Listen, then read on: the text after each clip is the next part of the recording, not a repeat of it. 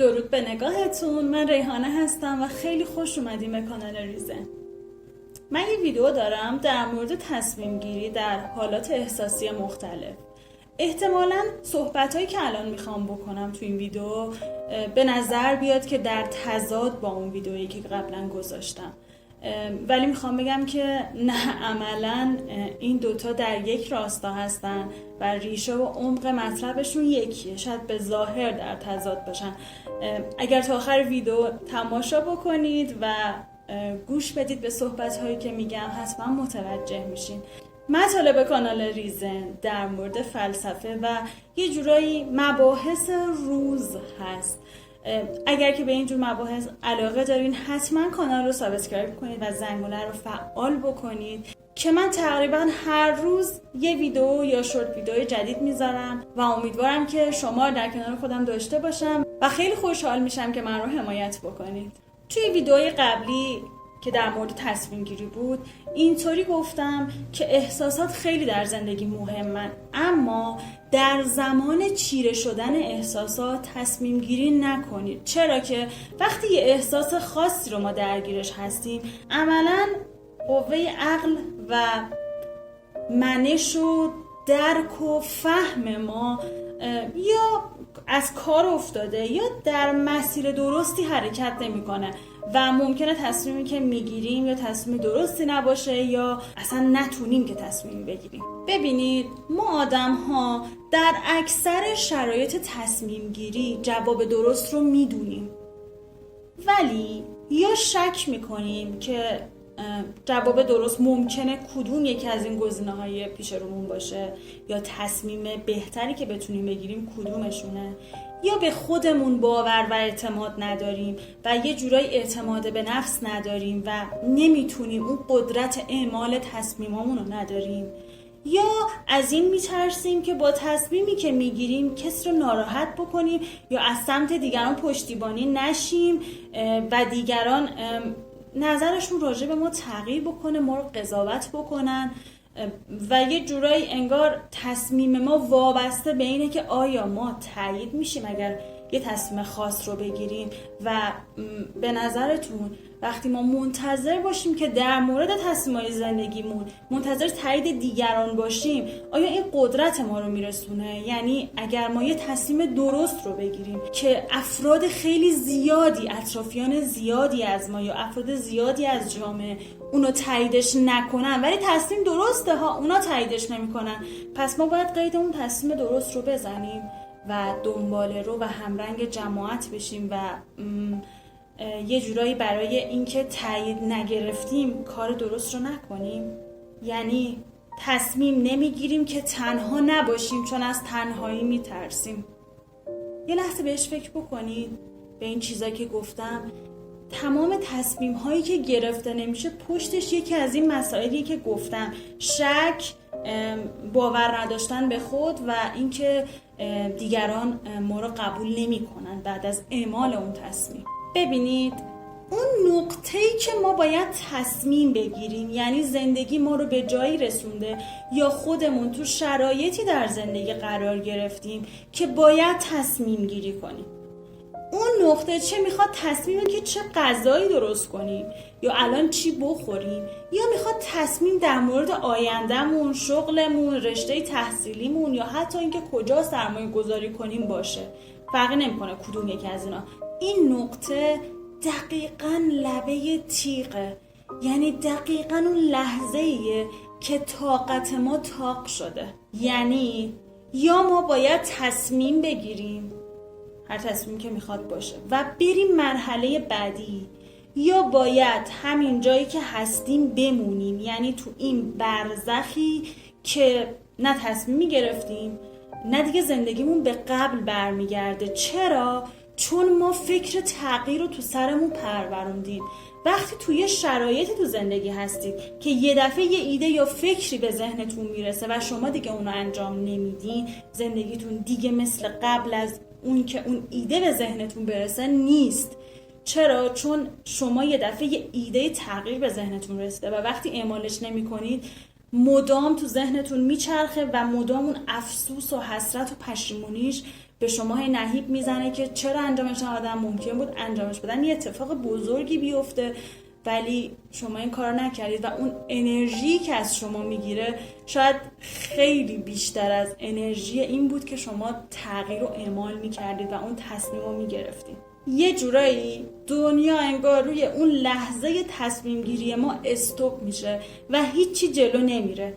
یعنی ما برای روزها و هفته ها و ماه‌ها یا حتی سالها داریم اون لحظه تصمیم گیری رو زندگی میکنیم.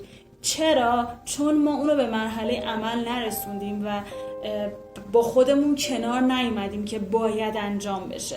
ببینید، شک پدر همه چیزو در میاره تو زندگی. یعنی وقتی شما شک میکنید که نکنه دیگران منو آدم بدی بدونن بعد از این حرکت که بخوام انجام بدم، نکنه کسی رو ناراحت بکنم، نکنه برم نشه مجبورشم برگردم. یعنی چی؟ یعنی ترس از امتحان کردن و ریسک کردن.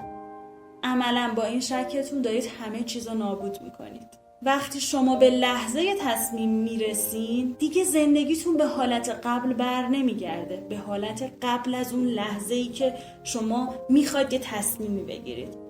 یعنی حتی اگه هیچ کاری هم نکنید دیگه زندگیتون مثل قبل نمیشه، چون همیشه تو حسرت و آرزوی اون کار یا اون لحظه‌ای میمونید که اون تصمیم میتونستید بگیرید و ممکن بود اون تصمیم چه تاثیر خوب یا حتی حالا بدی تو زندگیتون بذاره و شما امتحانش نکردید و تجربهش نکردید و این تجربه نکردنه، این فکر تجربه نکردنه هر روز زندگیتون شما درگیر خودش میکنه و شما دیگه زندگیتون رو یه جورایی از دست میدید. آیا تو زندگیتون وجود نداره لحظه‌ای که باید یه تصمیمی رو میگرفتید و نگرفتید و زندگیتون یه جورایی تو اون لحظه قفل شده و همیشه درگیر و پشیمون اون لحظه بودید که چرا انجامش ندادید و چرا یک بار امتحانش نکردید تا ببینید اصلا چه اتفاقی میافته؟ ببینید این یه لوپه، یه دور باطله. یعنی عملا شما با تصمیم نگرفتن زندگی نمی کنید، هیچ کاری نمی کنید. چرا؟ چون تصمیم گرفتن، تصمیم ها رو عملی کردن یعنی تغییر کردن و وقتی تغییر نمی کنی پس تو دیگه زنده نیستی، عملا مردی و یه جورایی یه مرده متحرک. پس وقتی به لحظه تصمیم میرسی، ببینید این به اجبار کسی نیست، کسی شما رو مجبور نکرده به اون تصمیم. شما توی شرایط خاصی یه چیزی بهتون فشار میاره، ناراحتتون میکنه، داره اذیتتون میکنه. وقتی به این شرایط میرسید و کلمه ای کاش رو میگید، یعنی میگید ای کاش مثلا شرایط یه جور دیگه بود، ای کاش این اتفاق نمیافتاد یا ای کاش این اتفاق میافتاد. وقتی به اینجا میرسید دیگه شما آدم قبل نیستید و دیگه شرایط قبل رو ندارید و کلمه ای کاش یه جوری محرک شماست تا شما تغییر بدید وضعیت رو. تعارف نداریم با خودمون که کارو تموم کنیم دیگه، یا جایی که هستیم عالیه و نیازی به تغییر نیست، یا اگر نیاز به تغییر احساس شد دیگه تغییر نکردن جایز نیست. شما هیچ وقت یه فیلمو توی لحظه خاص، توی ثانیه خاص نگه نمیدارید. شما فیلمو تا آخر نگاه میکنید. شما میگذرید. شما از هر ثانیه یه فیلم میگذرید. شما برای پختن غذا گاز روشن نمیکنید، قابلم هم بذارید روش و هیچی نپزید. نیاز به تغییرم یعنی همون گذاشتن قابلمه روی گاز. دیگه نمیتونید صبر کنید چون خیلی خطرناکه.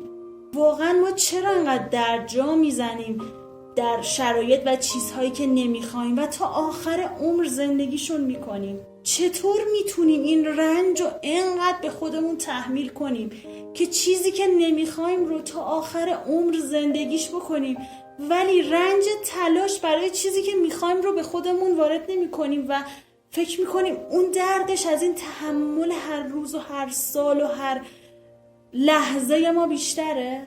تهش قراره چی رو از دست بدیم اگه تصمیم بگیریم و تصمیممون رو عملی بکنیم؟ یعنی چقدر میتونه بد و ترسناک و دردناک باشه؟ اما اینو بدونید با انتخاب نکردن و با تغییر نکردن و با تصمیم نگرفتن مهمترین چیز زندگیمونه، یعنی وقت و انرژی و عمرمون رو از دست میدیم. اینا حرفای انگیزشی نیستا. نمیخوام بگم پاشید اهدافتون رو عملی بکنید، اصلا منظورم این نیست.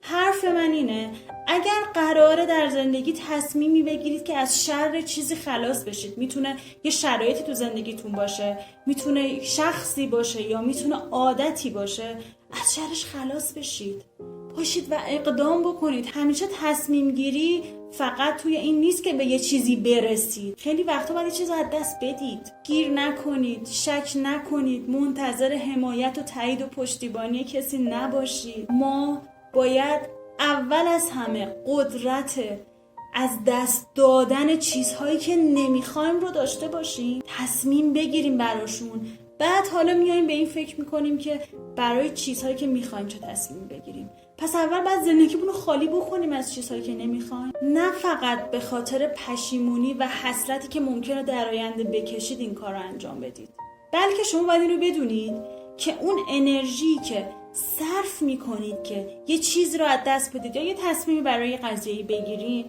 خیلی کمتر از اون انرژی تغییر، خیلی کمتر از انرژی که شما قراره تا آخر اون با فکر انجام ندادن اون کار صرف بکنید. خودتون کاراتون رو قاضی بکنید، کدومش راحت تره؟ اینکه ذهنتون آزاد کنید و وارد یه تغییری بشید، یکم اولش سخته ولی بعد درست میشه. اگر مطمئنید که اون برای شما خوبه و این شرایطی که قبل از این بودید برای شما دردناکه و نیازهای شما رو برآورده نمیکنه و داره شما رو اذیت میکنه، داره شما رو از بین میبره، یعنی با تصمیم نگرفتن شما تمام انرژی روزهای آیندهتون صرف فکر به انجام ندادن اون تصمیم میشه تا آخر عمرتون شاید، و عملا دیگه زندگی نمی کنید، بیش از حد فکر میکنید، در گذشته غرق میشید و لحظه حالتون رو شاید برای همیشه از دست بدید. میخوام ازتون بپرسم آخه چقدر میتونه سخت باشه؟ کارو تموم کنید، یا اینوری میشه یا اونوری، ولی تمومش بکنید. من اینجا نیومدم یه کتاب بخونم جلو دوربین و کتابو براتون تشریح بکنم، کاملا دارم از رو تجربه حرف میزنم. اینجا الان دارم از رو تجربه بهتون میگم. اینو بدونید که با تصمیم گرفتن در مورد موضوعی که میخواید تغییرش بدین، عملاً شما یه امیدی دارید. ممکنه وقتی دارید اونو عملی میکنید چیزی باشه که میخواید، وقتی جلو میرید درش یه روزنه امیدی هست، ولی این شرایطی که الان تو شما تو ای کاش و ناراحتی و نابودی درش هستید که دیگه امیدی نیست، اوج ناامیدیه. ولی شما چون نمیدونید و با اون تصمیم ممکنه چه اتفاقی بیفته، آقا 50% ممکنه درست باشه، 50% نادرست، شما 50% امید دارید با تغییر، پس ارزششو نداره وقتی اینجا 100% ناامیدید ولی اونجا ممکنه 50%ش امید و خوشحالی و روشن بودن آینده باشه. به نظرتون ارزششو نداره؟ ارزش ریسکش رو نداره؟ من سخت‌ترین تصمیما رو تو زندگیم گرفتم، یعنی دقیقاً بین تصمیم گرفتن و تصمیم نگرفتن من به اندازه یه تار مو فاصله، و اونقدر اون لحظه سخت بود و انقدر لحظات تصمیم گیری زندگی من سخت بود و وقتی تصمیم میگرفتم انگار دقیقاً وارد یه دنیای موازی دیگه میشدم، یعنی واقعاً همه چی عوض میشد، چشمم انگار به همه چی باز میشد. صرفا اینو نمیگم که وقتی فقط یه تصمیمی بگیرید زندگی قشنگ میشه و شما خیلی چیزها رو میفهمید، نه، میخوام اینو بهتون بگم وقتی شما یه تصمیم میگیرید کلا شرایط عوض میشه، انگار وارد یه مسیر دیگه ای میشید. مسیر صرفا یه خیابونی نیست که با چشم ببینید، مسیر منظورم موقعیت‌های زندگیه. وقتی موندن تو اون شرایط قبل و تصمیم گرفتن و تغییر و رفتن به سمت یه شرایط جدید، جفتشون یه اندازه درد داره، حتی موندن دردش بیشتره. پس چرا در جا بزنیم خودمون رو محکوم کنیم به موندن فقط به خاطر اون 3 موردی که گفتم؟ اینکه حمایتی نداریم، اینکه شک داریم، نمیدونیم کدومش درسته، یا اینکه خودمون رو باور نداریم.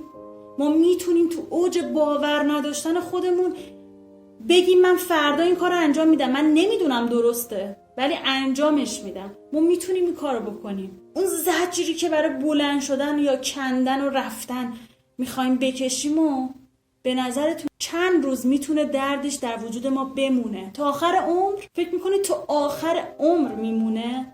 بله، ممکنه مقداریش همیشه با ما همراه باشه، ولی اون تغییر در ما یه چیزای دیگه ای رو رشد میده. من کسایی رو میشناسم که واقعا تو این تصمیم گیری موندن و اصلا هم تجربه خودم هم دیدن اونها برای من ایده شد که بیام الان این ویدیو رو بگیرم که یا نمیدونن چی میخوان و نمیدونن چی براشون درسته، یا میدونن و میترسن یا نمیتونن انجامش بدن. ترس هاشون رو دارم میبینم با چشم و ترس خودم رو هم دیدم. خیلی سخت بود، ولی سخت‌تر از وضعیتی که الان توش داغون دارن میشن و واقعا من هرس میخورم از دردی که میبینم دارن میکشن و با خودم میگم یعنی زجری که تو موندن هست خیلی بیشتر از زجری که با تغییر دادن شرایط و تصمیم گیری آدم میکشه. وقتی شما به اون لبه تیغ تصمیم گیری میرسید دیگه زندگی قبلی به درد شما نمیخوره، به مزاجتون خوش نمیاد، چون انتظاراتتون رفته بالا، چون چشمتون باز شده که اون تصمیم رو گرفتین دیگه. گفتید ای کاش که اینطوری میشد، ای کاش که میتونستم این کارو بکنم. شما به یه آگاهی رسیدید، شما به یه دانش و فهمی رسیدید، پس ذهنتون باز شده، درکتون رفته بالا و وقتی اون تصمیم رو گرفتین پس دیگه نمیتونید، دیگه اون زندگی قبلیتون، زندگی قبل از این فکری که به ذهنتون برای تغییر برسه دیگه به مذاقتون خوش نمیاد، دیگه نمیتونید توش بمونید. هر روز با توش فکر میکنید ای کاش این کار رو میکردم، دیگه نمیتونم این شرایط رو تحمل کنم، دیگه این زندگی مال من نیست. بکنید و برید جلو، واقعا بکنید و برید جلو. نمونید جایی که احساس کردید کلمه ای کاش به ذهنتون رسیده یا یه ایده‌ای به ذهنتون رسیده، نذارید بمونه تا بگنده.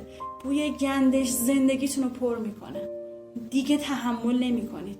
فکر میکنید خیلی از فکرهای خودکشی یا اون افسردگی و ناامیدی از کجا میاد؟ واقعا اگه خوب بهش فکر کنید ریشش از همین ناتوان بودن در تصمیم قاطع گرفتنه. چرا ما نباید قاطع باشیم؟ تهش اینه که تصمیممون اشتباه میشه دیگه. گفتم 50% ممکنه درست باشه، 50% نادرست.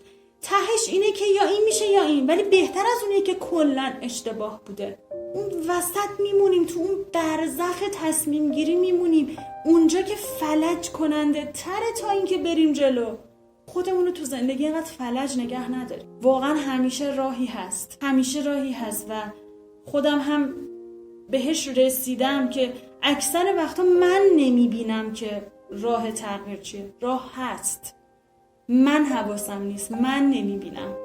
من شاید دلم نمیخواد که تغییر بکنم یا یه تصمیم جدی بگیرم، ولی هست، تصمیم جلوی چشم منه، من انجامش نمیدم. پس نگیم که راه چاره‌ای نیست، هیچ راهی برام نمونده. هست، ما نمیبینیم. تو رو خدا تصمیم بگیرید، رد شید، برید، بگذرید، تغییر بکنید، ولی انجامش بدید. نمونید یه جا، واقعا نمونید. و این هم بگم بعد از این همه صحبت در مورد اینکه شرایط فعلی ممکنه خیلی سخت‌تر از تغییر باشه، اینم بدونید تغییر خیلی دردناکه ها.